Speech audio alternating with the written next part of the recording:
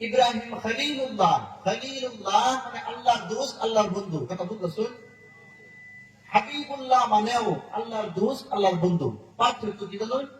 পার্থক্য হইল ইব্রাহিম খলিলুল্লাহ এরকম বন্ধু যে ইব্রাহিম খলিলুল্লাহ তার বন্ধুরে খুশি করবার লেগা, আল্লাহরে খুশি করবার লেগা সব কিছু করবার পারে। সুবহানাল্লাহ।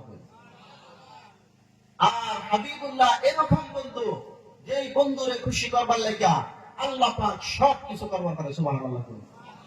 মাহতারাম হযরত, নবীজি নামাজের মধ্যে খানিছে, খানি বারবার আসমানের দিকে চায় দেখে। এদিকে আসমানের দিকে চাইতেছে। ইন্নাল্লাহা আলিমুম বিযাতিস সুদূর।